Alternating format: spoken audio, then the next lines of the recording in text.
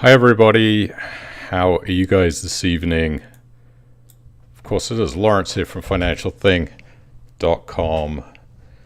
It's been a while, did you miss me? I missed you too, I promise I did. Of course, this evening we have a very special guest for you. Two guests, you get a 2-for-1. It's like BOGO, buy one, get one free. We have Nattalie Weeks, who's the head of portfolio over at Kuflink, and also Matt Freeman, who is the head of underwriting over at Kuflink. So I'm going to have a chat with them and see what it is they're up to over at Kuflink. I know some of you are Kuflink investors, maybe many of you are. And if you haven't joined the stream before, welcome to you. Please hit that thumbs up if you can. It helps the stream out a lot. Subscribe to the channel. We're always doing live streams like this, particularly peer-to-peer lending related, if that is your thing. We'll also talk about investing a lot. For anybody that's never been here before, welcome. Glad you decided to come. Very much appreciate it. It's a very balmy 29, 30 degrees here in Orlando, Florida this evening. I know I haven't been here for a while. We've been dealing with hurricane storms here and family obligations, holidays. I was going to say summer holidays, not even the summer, but holidays, 1 or 2 planned trips, so I haven't been here, but I do plan to be here more regularly. Holly is here. I don't know if her camera is working. I don't think it is. I don't know why, but you can see her in the background there taking a little nap. But if you have not checked out Kuflink, you are not an investor, please give them a look. You can get up to 9.13% gross per annum, over 350 million pounds invested to date since 2016, and 0 investor losses to date. Capital is at risk. Please don't invest unless you're prepared to lose money. Please check rates on Kuflink's website, as investor rates do change sometimes. You can sign up at the link below. Helps out the channel. join.kuflink.com/financial-thing. Kuflink has been a very gracious sponsor of this channel for a while, so we do like to have them come on and just talk about the business too. So it gives you an insight. You're not going to get this type of insight anywhere else than here, where we get to actually speak to the people who are making those really important decisions on loan portfolios and underwriting, what loans they accept, etc., etc. So without further ado, and hopefully I will not be technically challenged tonight, but I'm going to bring Matt and Nattalie on at the same time. Let's see what happens here. Hang on. Just bear with me a second. How are you guys doing? You guys having a good time? Are you enjoying your week? Are you having a nice week? Are you making lots of money? Are you making lots of money in this crazy stock market boom that is happening right now? Hello, Matt. Can you hear me? All right, hold on one second. Speak again for me, Matt. Can you hear me? I can hear you. And Nattalie, are you there also?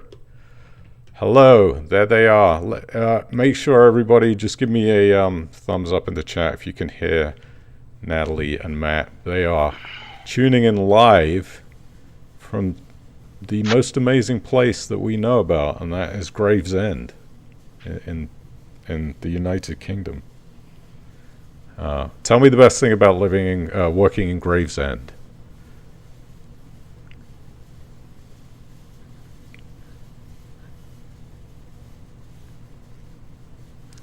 There you go. What about you, Matt?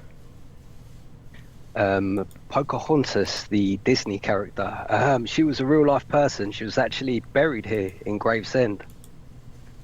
Oh, is that true? Yeah, we tell it to a lot of people. A lot of people don't even realize that she was a real person. No, that is quite incredible.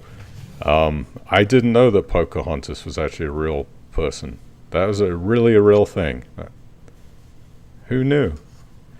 I just want to make sure too. Can everybody in the stream hear? Yeah, that's what. Nattalie, hold on. I got to figure out why you are not coming through.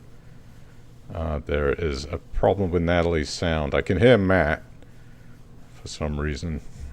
Let me just bear with me for a minute. I'm going to See if I can see what is going on in the settings, why Nattalie would not come through, because you are on a chat here. So 1 second. Of course, there's always a technical problem, isn't there, when it comes to things nowadays. It's been a week like that too, where everything technically on the computer's just been going wrong. But I don't know if this is a Skype thing or what is going on. So let me see if I got the right settings, because I hear you both, but I can only, for some reason people can only hear Nattalie on the other end, which Nattalie is just as important as Matt, by the way. I mean, of course. Let's see. They can only hear me or Nattalie? They can only hear Matt right now, and I'm not exactly sure why, but let me go ahead. Is it possible, if worst came to the worst, that you two would be able to sit together? Yeah, would that be okay? I don't know if that's going to work on my laptop, because the microphone function doesn't work on mine, so I have to use the headset. Oh well, Nattalie, yours is the one that's not working, unfortunately.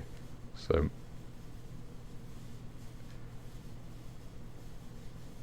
okay, all right. You go ahead and just let me know when you're ready, and I'll call you back. Sound good? Well, okay, all right, sounds good. Okay.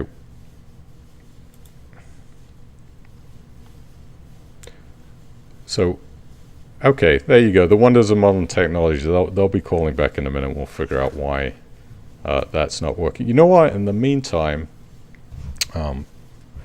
just a little update as to. I'm going to show you guys what's going on in the trading 212 portfolio. This is what we do when things are live. We have to improvise. Hopefully you can hear me well. But if worst comes to worst, they'll hop on one laptop, and because they're in the office together. But I'm going to show you, because we've had a really good week. Let me show you what's going on here. Bingo. Can you see that? Hold on, you can't see that. 1 second. Can you see that? Look at this portfolio number. Now, 24,631 pounds. For anybody that has never tuned into the show before, we started at 5,500 many moons ago, November. I think it was 2021, if my memory serves correct. And so what I've been doing is trying to trade this portfolio as high as possible in order to give money to charity. So right now, 24,627. We were actually up to 25,200 yesterday, but we've had a pullback on Coinbase that was up I think over 100% at one point. Now is had this big pullback. You can see here. Coinbase was 342 and has come all the way back down to 287. Of course, this Bitcoin has really started to run. Thanks to the election in the US, I think is the main reason. And another change to the portfolio, AMD is gone. Advanced Micro Devices was exited. It was kicked out like an ex-wife. And instead I added MicroStrategy. So we're going to see how MicroStrategy does and continues to add to this amount here, probably over the next week. Wanted to kind of see it settle down because it's had a pretty good run up too. As you can see here, sort of suffered a little bit like Coinbase did as the fluctuations from Coinbase are happening. And then we got these other positions here, NVIDIA up about 53%. So I think you would have to be probably a donkey not to make money right now in the stock market. This trading portfolio is very little to do with skill. I don't claim to know anything. I would certainly not follow what I'm doing here, but I think everybody at the moment can make money in the stock market. So I wanted to show you that is going well. And what I do at the end of the year is make a donation based on the profit on this portfolio. We've been able to donate to Worldwide Healing Hands, which is a charity out of California, and also Forest Home in Poole and Dorset. So, all right, I'm going to add Nattalie back in. Let's see what happens. Hopefully this works. Hang on. 1 second. Right, so trying to get this so you can see both of us. Can you hear us? I can definitely hear you both now. If you could scoot in a little bit closer together, would that be okay? I know that gets a little awkward. I'm going to go back to my desk so you can see Nattalie perfectly, if that's okay. Get in here, Matt. Yes. Squeeze in. Let's see if it allows two of us that way. Okay. And I get the big room all to myself. Did Matt just not like sitting next to you? Was that the problem? Well, I think, yeah, he didn't like to say, did he? But I don't think it was anything to do with you. So he's going back to his desk to try to log on here. He's going to try and dial in, and let's see if you can get Okay. both of us on stream that way. We will give it a shot, and if not, we'll just power Call him on back together. into here. Oh gosh, my hair looks terrible today. Look at this. While we're waiting for him, tell everybody what your role is at Kuflink. So I am a director of Kuflink Bridging and Kuflink Group.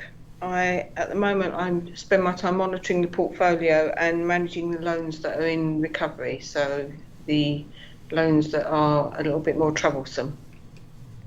Okay, and how long have you been doing that for? So I've worked at Kuflink for over 7 years now, and before that I did 30 years in the bank, or banks, Tier 1 bank in London. So, which is better, banking or peer-to-peer? well, so I started in wealth management, and then I went into sort of managing portfolios of securities for large charities and things, and then I was working in credit risk, operational and credit risk. Okay. So, I think it was a very good grounding, but I like it probably in a smaller company better because you've got a lot more opportunity to change fast. It's Absolutely. a big company like a Tier 1 bank is like a big ship. It's very hard to turn it. I totally understand. A lot of red tape.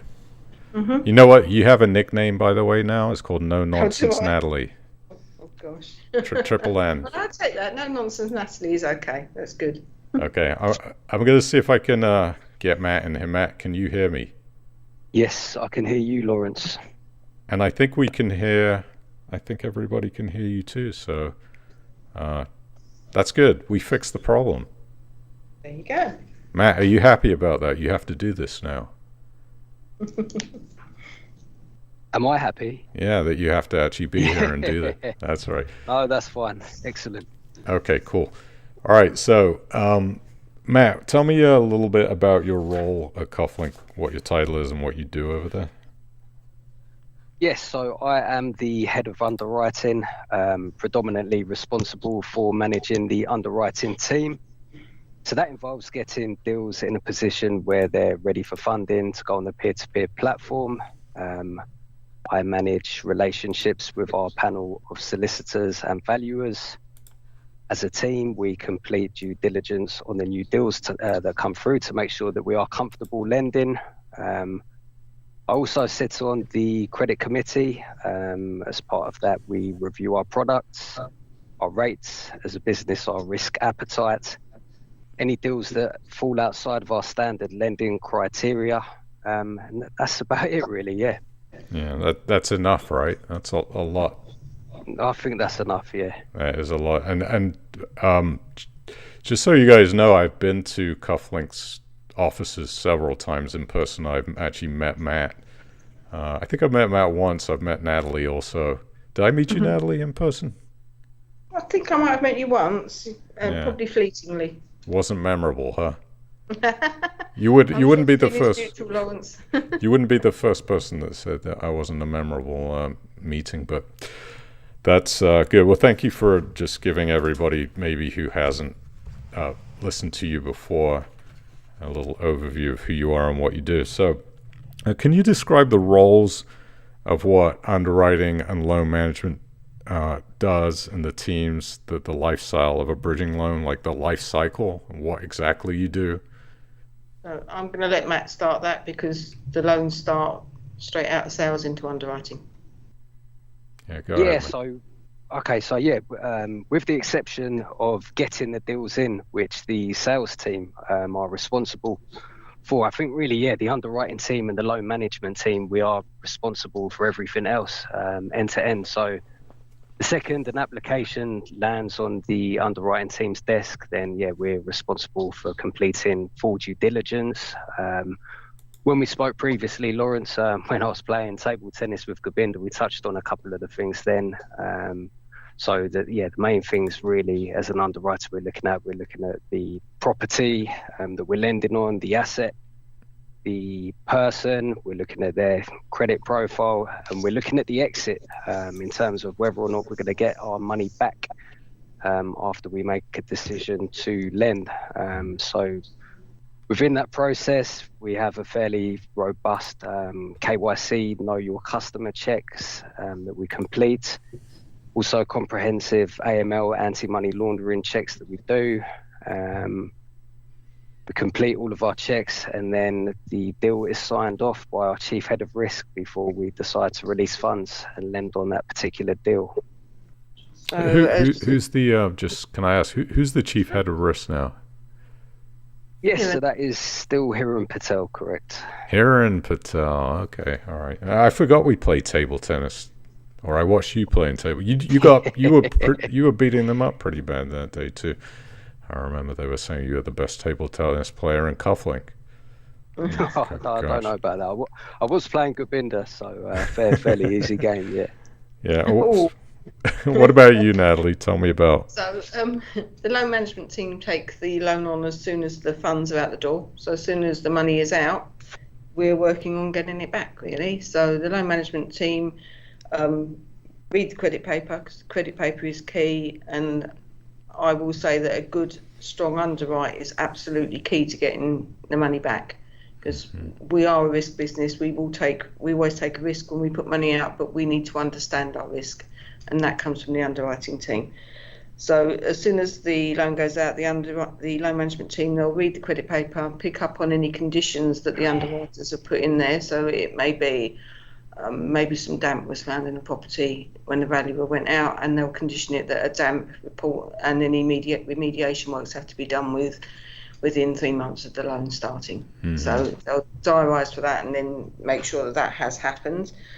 They start building a relationship with the borrowers, because our average loan size is 12 months. So it never helps us to just pop up like 2 weeks before the loan is due to repay and say, hello, remember us, I'm sure you're going to pay us. That just really isn't going to be working. So the loan management team reach out on a regular basis. The first port of call is always halfway through the loan, and then 3 months, 12 weeks, 8 weeks, 4 weeks. So they're regularly reaching out to the borrower to make sure that everything's on track and that they are going to be exiting the loan in the way that they said they would do day one. I've always been curious about this.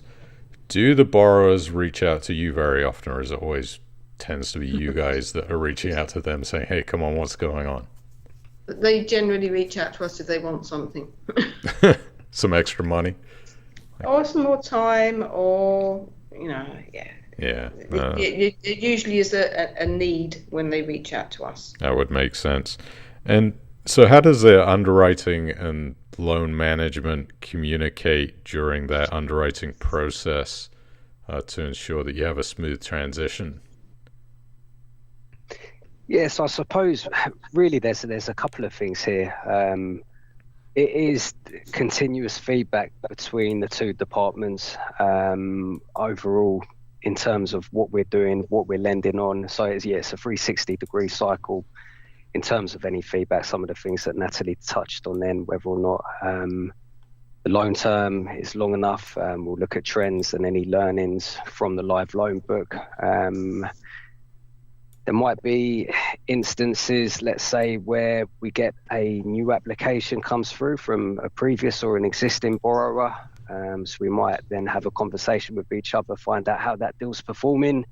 If we then, if say it was a 6-month term, we got our money back on time, we know that they're a good person to lend to, then why not do it again if the deal stacks up? But there's other things as well.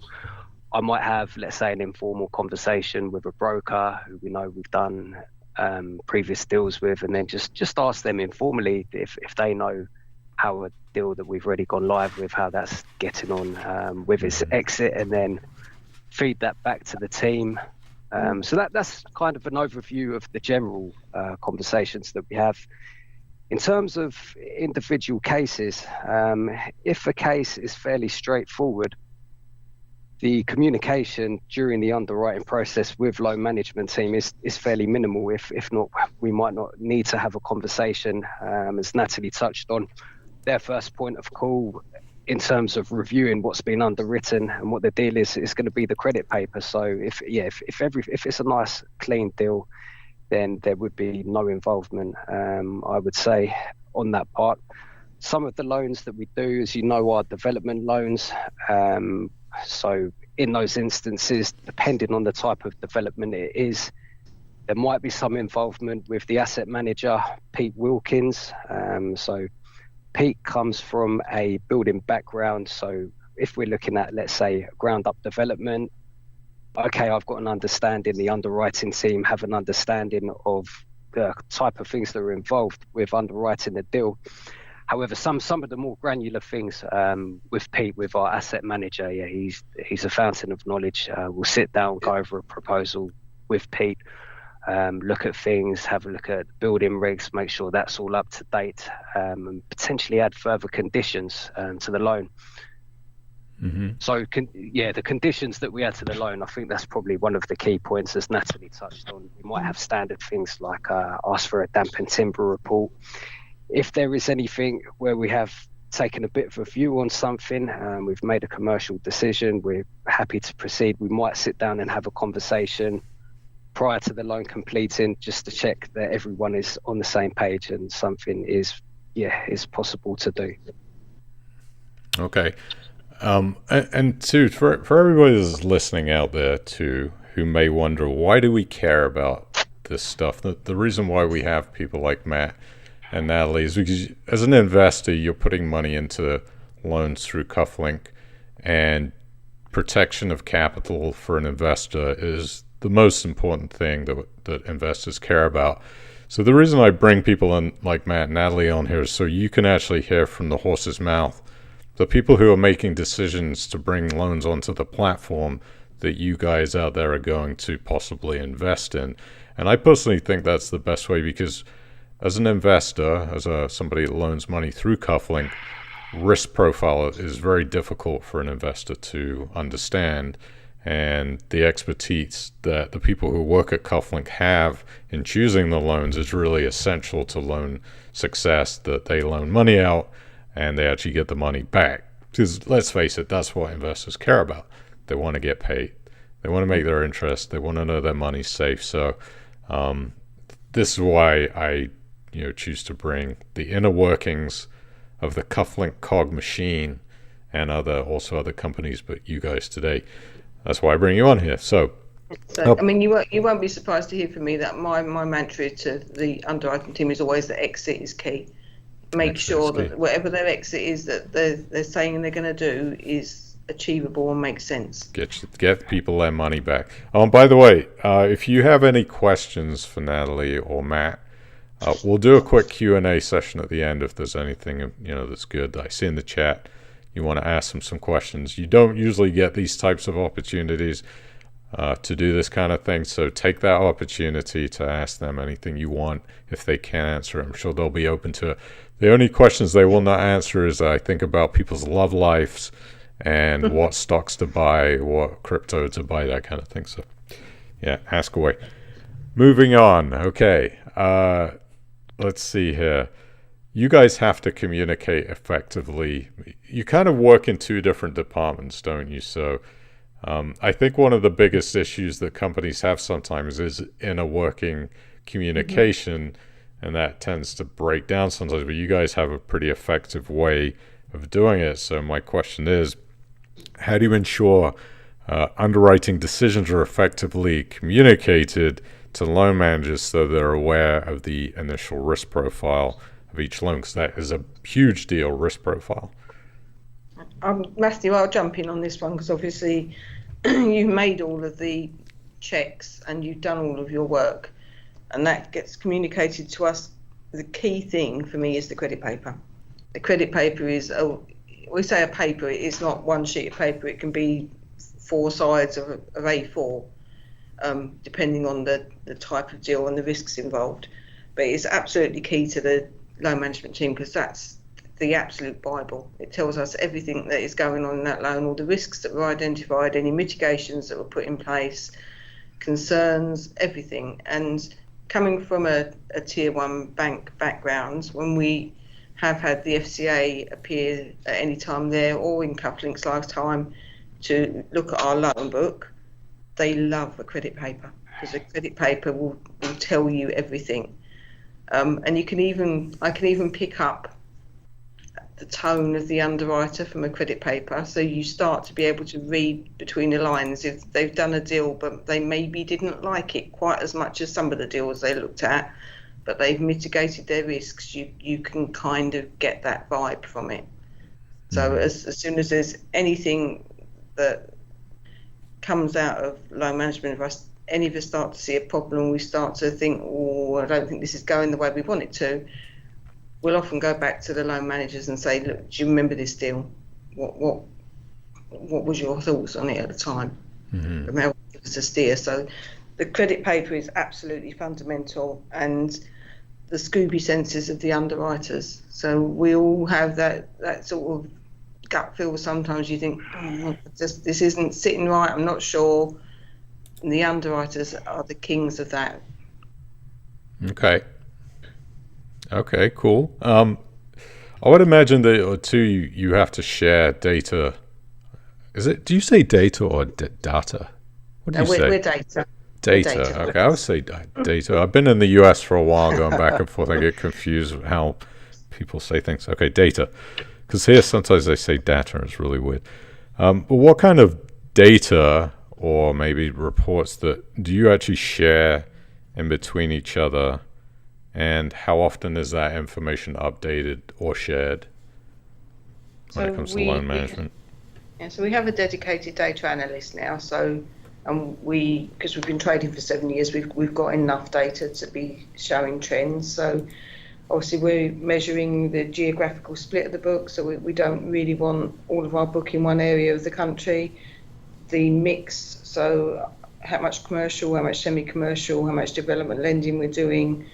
How our LTVs, our loan to values are sitting. We obviously don't want that to start creeping up significantly. Through COVID, there was obviously a rise in loans that were retermed. We had to show forbearance. We were asked to do that by our regulators.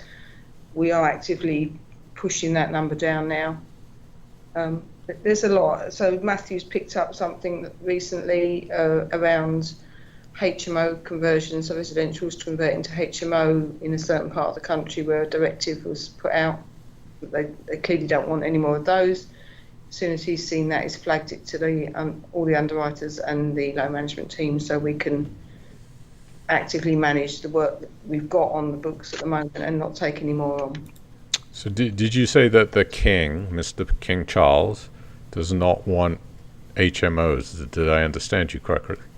No, it's not in that area, not in an area where our king lives, but it is a significant area of the country.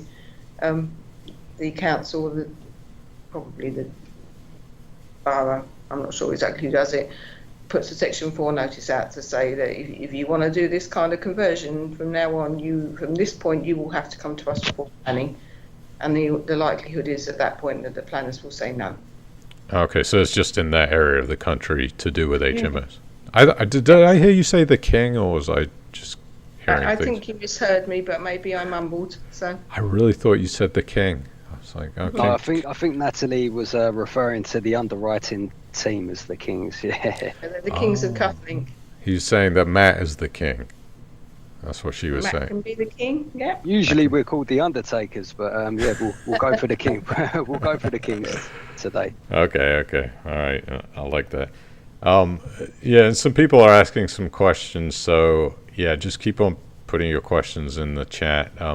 Just also as a reminder, Nattalie and Matt work in a certain department inside of Kuflink, so they may not be able to answer everything to do with general questions about Kuflink and things like that. But I will ask them it anyways, and if they know, they can answer the question. If they don't, they'll just say, I don't know. No problem at all. Or we can take it away and find an answer for you. We'll pass it on to the right team. Absolutely. So is there a kind of this feedback loop that exists in Kuflink where loan management provides insights back to the underwriting on loan performance or issues? Does that start with you, Nattalie? Because you're kind of being head of portfolio. Are you the one that kind of spots any issues that start to go wrong with loans first, or is there a loop that could come from somewhere else to you? It can come from anywhere. I've been here long enough to recognise some names, and yeah, so it may be that we've had borrowers we've not had the best experience with, so I'll feed that back to the underwriters. As I say, it was Matthew that picked up the Section 4 directive in this area that we were talking about, so he fed that to us. I picked up something a few months ago around the change in legislation for Section 42 lease extensions, which there has been a paper for, but it has not been implemented yet. So that got fed back the other way. So it absolutely goes both ways. Okay. Don't talk to me about lease extensions. I've been having a major headache with a head lease. Oh gosh, you just made my head hurt when you talked about lease extensions. Anyway, I digress. When an issue arises with a loan that you have on the platform, this is something that really fascinates me, is because I think it's the thing that people keep an eye on the most is what's going on with the loans, especially when loans run into trouble. We all know that in real estate development, bridging lending, that loans get delayed. It's really common practice, but for somebody who doesn't, they're not very experienced investors, they see a loan delay and they start to get worried about things and start to wonder, is there a problem with the loan? But when there's a issue that actually arises with the live loan, how is the underwriting team involved, if at all, in resolving them? Is that a head of portfolio, or is that part of the underwriting team who deals with that? Yes, it's on a case-by-case basis, really. Sometimes things don't go to plan in life. Hindsight's a wonderful thing. If we had a crystal ball when we underwrite the loans and could look into the future, I'd be a very rich man. With I suppose the development loans, the underwriters, as we touched on, when a loan goes live, it is managed by the loan management team, with the asset manager Pete as well on the development side of things. So they will look at tranches on a drawdown for drawdowns for the development loans. Myself as an underwriter, when that loan goes live, I like to still keep an eye on it and see what's going on, because we've underwritten this deal. We know they're going to build all of these houses that are going to look amazing. So I don't want to feel alienated away from that. And we'll stay in touch in terms of what's happening. Seeing the foundations being put down, seeing it get to a wind and watertight stage. On some of the loans, the underwriting team may have an idea of what's going on anyway. If Nattalie or the team, if they need some further information, which we might hold as a result of our due diligence, we might sit down and have a conversation, see if we can put something together to help it move forward.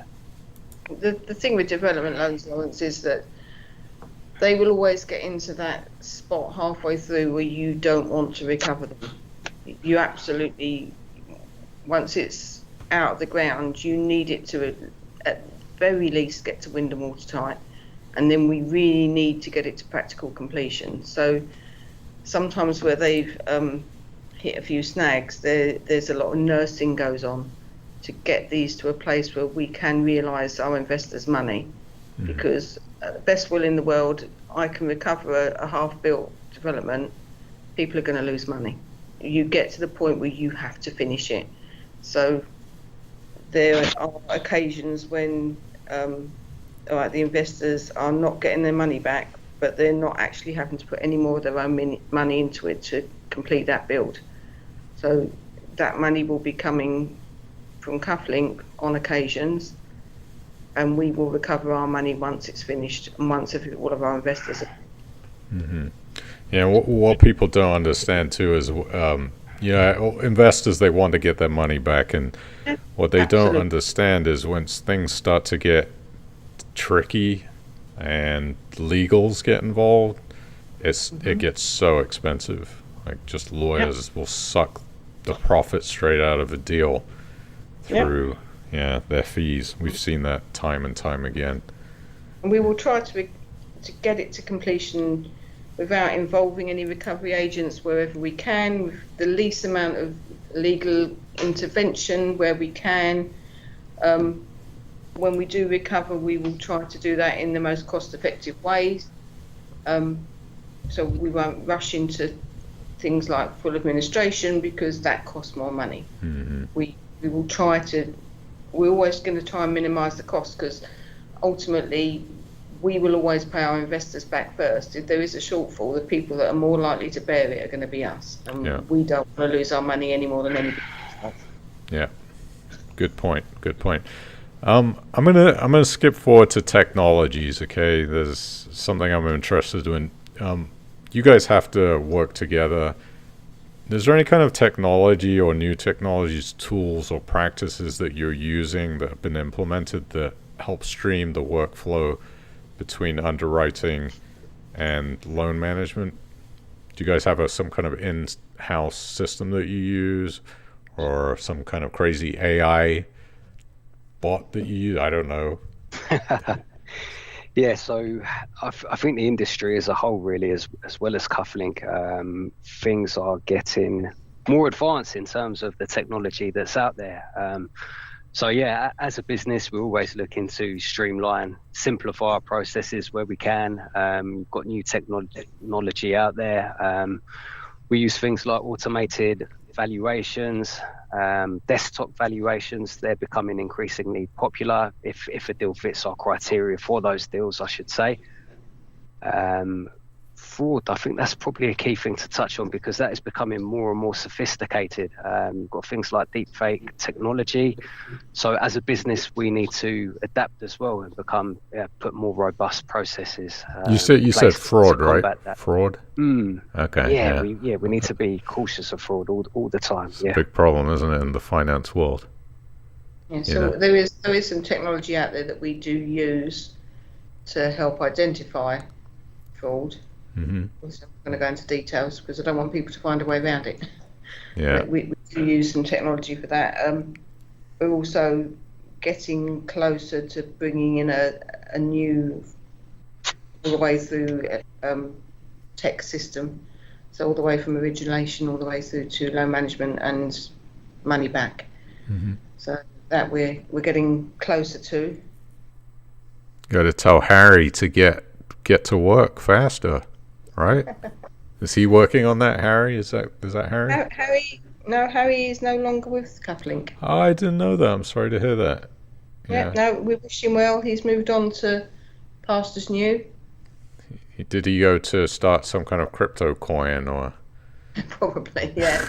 He was, he was very entrepreneurial, Harry. Yeah, well, that's interesting. I liked Harry. He was a good guy. What do you think would be the most impactful change that you could implement to improve the collaboration between loan management and underwriting? I suppose, there's always things that can be improved. Linking in with the point about technology, yes, we can automate things, we can streamline our processes. However, ultimately, with the nature of the work that we do, I think there's always going to be some kind of manual intervention there.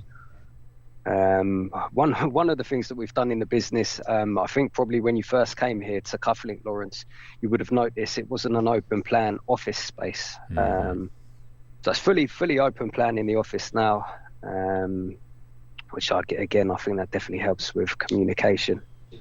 Yeah, not all the walls have come down. Lawrence, everyone, senior management team, CEO, everybody sits out in the open. Oh, really? Yep. That's good. Do you still have the table tennis table? Nope, unfortunately not. We've got more desks now, so the table. We have got some breakout areas and the like, but yeah, our CEO made the choice to take all the walls down, and we all now sit together, and it's just a case of spinning around your chair and talking to people. That's good. What about the free ice cream up at the front? You still have that? Yep. Yes. So anybody can come and grab some free ice cream?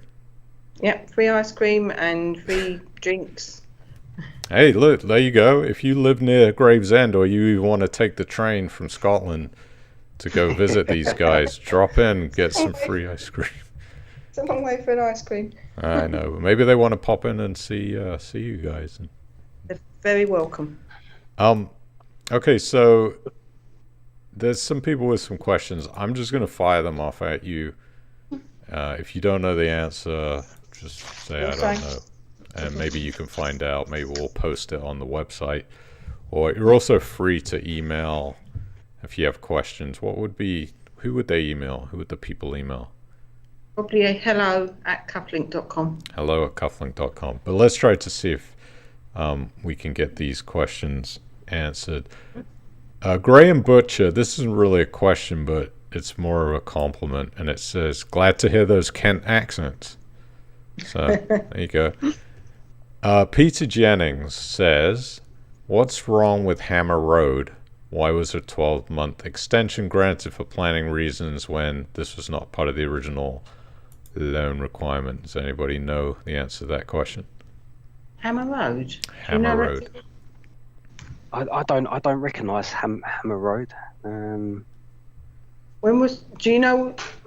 Peter, if you know anything about... If you know when the loan was originally due to repay, pop it in the chat. We'll come back to that one. Yeah, come back to that one. Okay.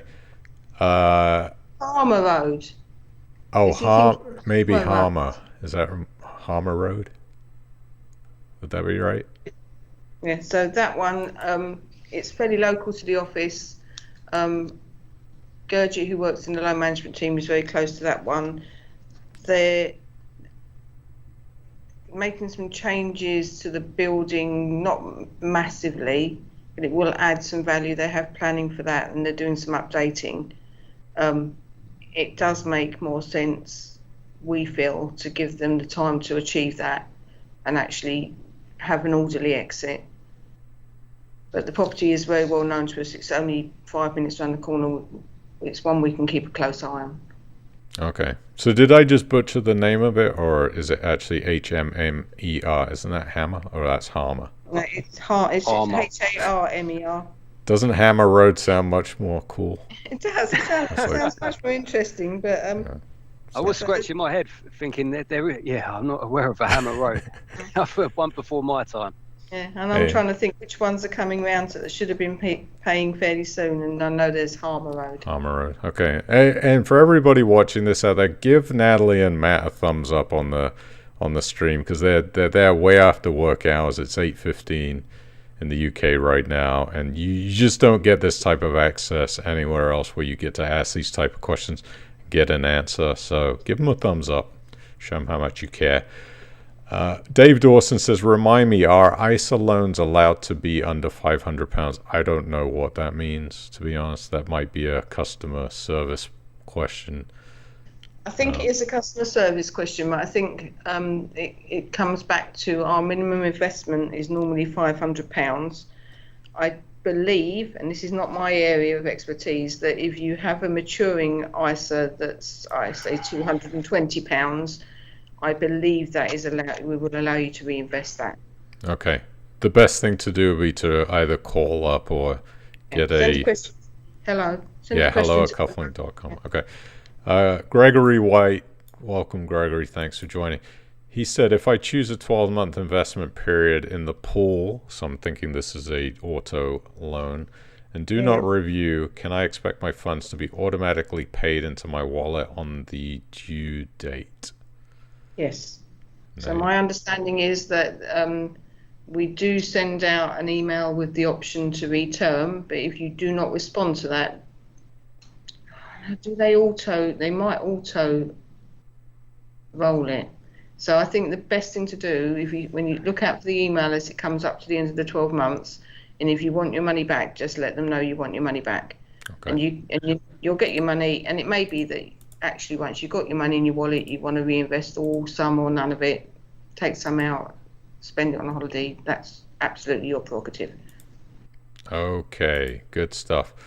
Yes, Chimpo Naughty in Cambridge says it's Harmer Street DA12, so he knew how to pronounce. So did Peter. I think Peter made a typo because it's Harmer apparently, and Peter typed HMMER, so I butchered it, of course. I saw a nice comment here.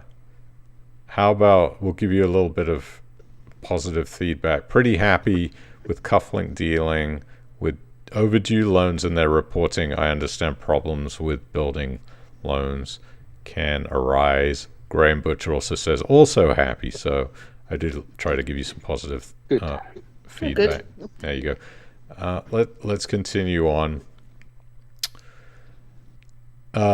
Peter also says loans seem to have slowed down. Are you seeing a slowing down in loan applications? Matthew, I'll let you do that one. I wouldn't say we're seeing things slowing down. Potentially, things might be taking a little bit longer to get deals over the line at the moment. Again, one of the key things that we do to protect our investors, we won't proceed until we're fully comfortable with a proposal. So what you don't see is sometimes there are deals, the investor side of things, they won't see the deals that we don't actually proceed with. Because not all of the deals we're comfortable to lend our money on. Potentially there might be a slight lull there at the moment.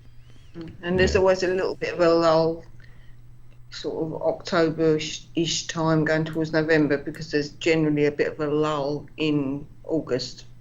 Yeah. So by the time the sales that didn't come through in the normal numbers, we had a normal August, but there will always be a bit of a drop off because of summer holidays, and that lags through. So we expect that to pick up again fairly soon.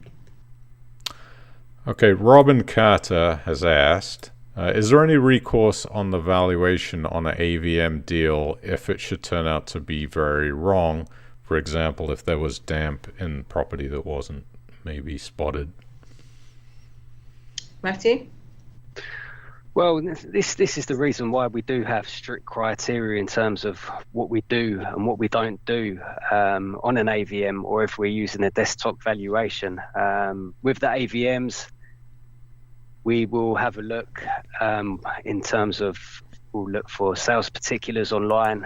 We'll have a look on Google Street View, but we do restrict ourselves on the LTVs. I think we only go as high as 65%.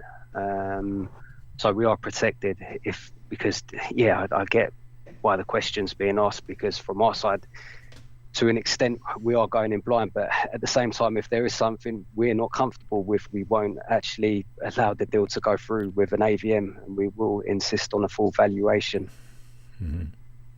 Okay. Thank you for that. Kenneth Nicol, this is always one that gets answered because defaults are unfortunately a part of when you lend money out.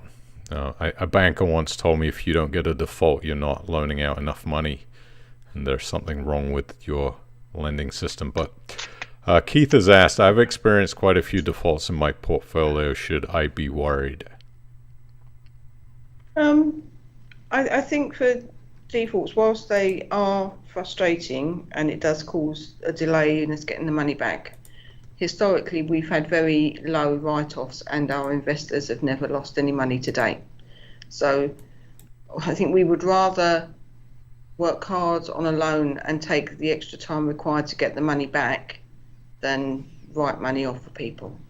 So I understand the concern. If there's any particular concerns, again, please just email into hello@kuflink.com and we will respond as best we can. Sometimes, as you know, Lawrence, I can't be as fulsome as I'd like to be because I don't really want to show our hand to our borrowers, not to our investors. So yeah, we try and update people. We've taken the feedback on board. We're trying to update our loans as fully as we can and make it clear, because I think there was feedback we had was that there was a feeling that it looked like the loans had gone overdue and we weren't doing anything, but we were absolutely doing loads of things in the background. We just were maybe not shouting loudly about what we were doing. So we're working hard on trying to be more fulsome when we update our investors, but there is a limit under GDPR and all those nice things about things we can and can't say. But we would absolutely rather take the time to work hard on a loan to get all of the money back rather than just tripping it into an auction and, well, there you go, you've made a loss.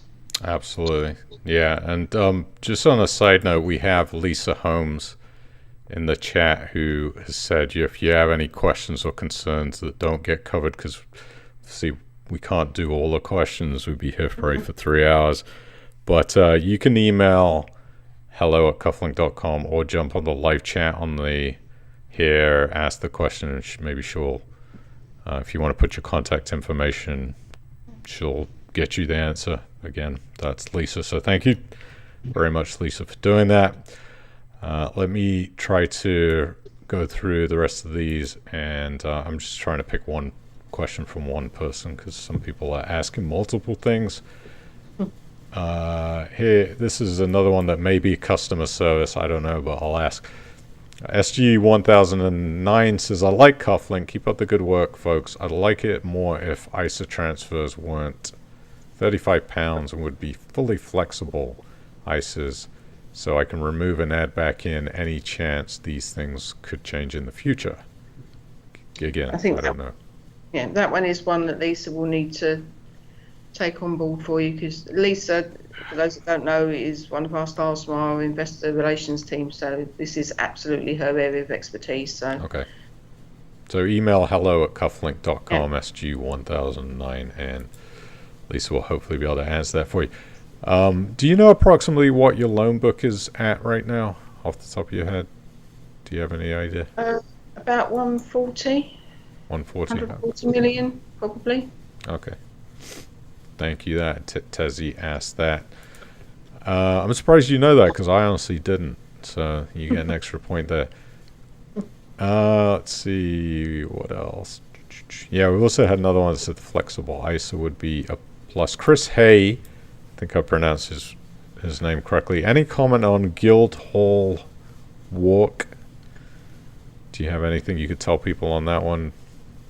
So at the moment, the property has been sold for less than our original valuation, partly as a cause of the changes in the cost of construction. So it was a building that carried a planning permission, and obviously part of its value was tied up to the value it would be once that was built out. And that has had an impact on cost of borrowing and cost of construction. So there is, at the moment, a shortfall. We do have a personal guarantee from the director of the company, and we also have information that they provided at the beginning of the loan on their other assets that they hold. So we are currently in the process of instigating legal proceedings to understand how the person who provided the guarantee is going to cover the shortfall. Yeah. And look, having a record of no investor losses is really a unusual thing when it comes to investing. As also Chris said, could this be the first investor loss? Maybe. Like, anything is possible. I think the fact that you've been so long without any investor loss is pretty amazing. Well, you guys have been operating, since 2000? I don't know what the date is, but it's been a while. Was it 7 years? 2015, 2016, somewhere around there. So you're coming up on 8 years without an investor loss. So In my experience of investing, losses will happen eventually. It's just kind of a thing, but it's something we're proud of, Lawrence, and something we will fight to maintain. yeah. So hopefully you'll be able to get that personal guarantee, take that guy to court, sue the hell out of him, get his Ferrari, whatever these people drive. I don't know. Let's see. Alan Scapins, or Scappins. Sorry if I butchered your name, Alan. On a fixed period auto loan? Oh, fixed period auto lending loan, 12 months. How are you able to pay out on time when some of the loans are delayed or in default? So we have an audit committee and an assets and liabilities committee. So the finance team work very hard to match up the level of redemptions that are coming up versus the level of repayments that are coming through. So yes, there are some loans that are held up, but we've got the bulk of our loans turning around really, really well. So we're aware, we always know in advance if we're in a place where we think we've got more redemptions coming through or more investors' loans becoming due than we have redemptions of loans. So we're aware of that in advance. We can keep money aside. It is something that we actively look at, as I'm sure you can imagine. I think there's some numbers down. So far this year, up to the end of October, we've had nearly £59 million back, which is nearly £6 million a month coming back. And in September, we had our best month for redemptions ever. So we had over £11.5 million in a month back that we've recovered. That's a good chunk of change. So, and that's not just from loans that are becoming due, that's recovering on older loans as well. So, we're constantly fighting this as is our job. This is what we're paid to do. So stressful job you have too. Listen, I wouldn't take an argument. I wouldn't take your job for anything. Well, maybe something, but you have a very stressful job, and I don't think people understand what it's like to be chasing money. It's not easy. So I definitely respect what both of you do over there. I'll ask you one more question because it's getting close to 3:30, and then we'll wrap up. Sorry, 8:30. 3:30 here. It's very sunny and hot, by the way, just in case you didn't want to know that. It's dark and cold and probably raining here. Sorry about that. I had to throw it in. Okay. Richard McDougall, I think this is a really interesting question, one I probably would have asked myself. But he said, would there be a case for Kuflink to go totally all auto lend to spread all investors' funds across all loans and possibly just lower the entire investment risk case for investors? What do you think about that? I think we've looked at the pros and cons of both, but we do have a large element of our investor pool who like the select element. So, absolutely something we would keep in mind if it got to a place where it allowed us to offer a much better product for our customers. We might take that stance. If our customers came to us and said, look, we don't want to be in select anymore, we don't want the hassle of it, we would absolutely look at going the way they would like us to go. It's a business decision. Ultimately, we wouldn't obviously do anything that wasn't good for our business, but we absolutely take on board all the investors' comments. If the investors got to a place where they weren't interested in selecting their own deals, they all wanted to go into a pool, then we would take that on board. Mm-hmm. Yeah, I used to love picking out manual loans until I was invested on 15 different platforms, and some of them were doing manual. That's why my hair went gray. Used to be dark, but there you go. Okay, Matt, any last words, anything you want to share about Kuflink or what you do, and tell people why they might want to look at coming and putting some money on the platform, trying it out? What do you think? I suppose really just bringing everything together in terms of what we've discussed on this call. So yeah, in terms of the due diligence, what we do for every single loan, no two cases are the same. So yeah, every deal is underwritten under its own merit. Again, I can't really stress enough, if something doesn't stack up, we will not lend on it. Yeah, Kuflink is a great platform. Get investing. I like that. That was my big sales pitch. That was your pitch. Get investing. Yes. Or I'll come for you in that great accent. I love it. What about you, Nattalie? Yeah, I mean, I think, as I say, we're very proud of our track record. We work hard to maintain that. And that's a place to work. It's a really good team. We support each other. We will always look to promote and move people through that have got ambition, and we're always looking for new and good ideas from people. Excellent. Well, listen, thank you so much. It's time for you guys to go home, get your dinner or tea, have a night with your families. Thank you so much for doing this and agreeing to come on and be grilled by our passionate investors that love Kuflink or had questions. So thank you. Hopefully we'll do it again in the future, and very much appreciate it, and good luck to everything that you do. Keep on getting those loans repaid and getting their money, investors' money back, okay? Yep, thank you, Lawrence. And if anyone does have any questions, just email them in or contact Lisa and we'll answer them. All right. hello@kuflink.com, and kuflink.com is the website. Go check them out. All right. Thank you, guys. Okay, Take care. Thank you, Lawrence. Okay. Bye-bye. So there you have it. Kuflink questions. We had a lot of questions in the chat, so I tried to get through as many as I could, but please email them if you want to have questions. And for anybody that is not a regular here, come back every Thursday evening usually at 7:30, unless we have some big hurricane or storm here. Come join us and join in the fun that is peer-to-peer lending and talking about investing, and subscribe to the channel.